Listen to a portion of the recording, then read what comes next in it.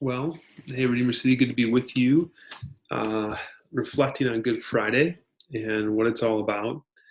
Let me begin here. We are in the midst of a global pandemic, and one might say, what does this day, Good Friday, have to say to that? And there's this guy named John Stott, theologian. He wrote this. He said this: I could never myself believe in God if it were not for the cross.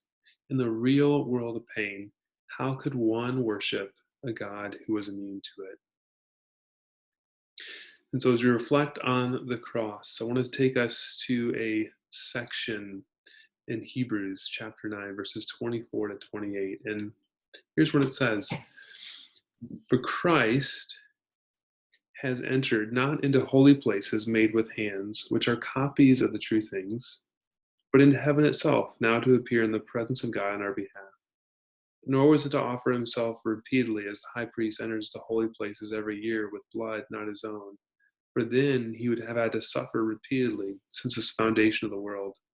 But as it is, he has appeared once for all, at the end of the ages, to put away sin by the sacrifice of himself. And just as it appointed for a man to die once, and after that comes judgment, so Christ, having been offered once to bear the sins of many, will appear a second time, not to deal with sin, but to save those who are eagerly awaiting for him. So I want to look at three things from this passage: the role of the high priest, the need for the high priest, and the work of the great high priest. So let's move through this quickly. The role of the high priest. One of the chief purposes of a high priest was to represent the people to God. We actually see that in our passage in verse 24, speaking about Jesus. It says that he was to appear in the presence of God on our behalf. In other words, Hebrews teaches us that Jesus on the cross was representing us to God. But secondly, this passage reminds us again of our need for a high priest. And, I suppose the short answer is you can't just drop in on God. And we see it clearly here. In verse 26, speaking about Jesus' work, it was to put away sin by the sacrifice of himself. Now let's talk for a moment. Sometimes we talk of sin and we kind of leave it on the generic level. We don't recognize how deep of a problem it really is. We kind of normalize it.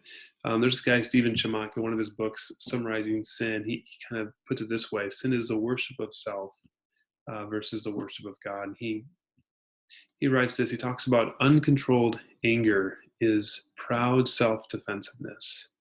Envy is merely a selfish desire to have joy at the expense of another. Impatience is a proud demand for sovereignty of one's own schedule. Drunkenness is merely self-indulgence, that self-worth is merely to have self in a higher elevation than others.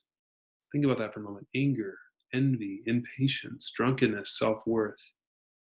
Is there not any of us who cannot, in this past week, identify with at least a couple of these? That's why we need Good Friday, because we worship self rather than worshiping God.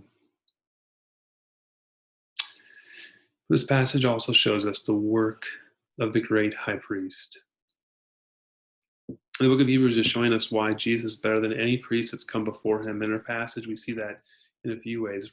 Firstly, we see that whereas the Old Testament priests, they did their purification in copies of the true things, Christ entered heaven itself. He went to the real place. Secondly, the priests of the Old Testament, they offered animals' blood. But Jesus, he offered his own blood. And thirdly, although the high priest would do these sacrifices repeatedly every year, Jesus, it says in verse 26, he appeared once for all to put away sin by the sacrifice of himself. And all of this is done because in verse 28, speaking about his role as high priest, it says that he came to bear the sins of many. To bear our sins. Dick Braswell puts it this way. He writes, "He became my rebellion. He became my spiritual moral failures. He became my lust, my lying, my greed, my selfishness, my egotism, my pride, my carnal ambition, my vile affections, my ungodly thoughts and habits. He became the most repulsive thing I've ever done. He became the most vile and ungodly deed I ever did. Jesus became my substitute. That is how he can put away our sin. As you reflect on this Good Friday, may you see more clearly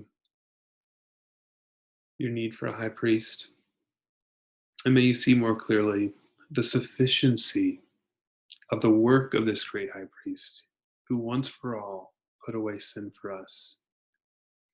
And would it lead in these days to what John Stott said in the midst of a world of suffering, in days like we're living in today?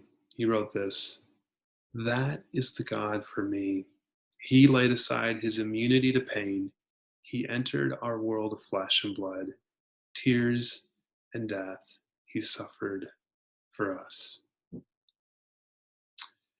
Well, Redeemer City, I look forward to gathering with you on Sunday with the news that awaits us.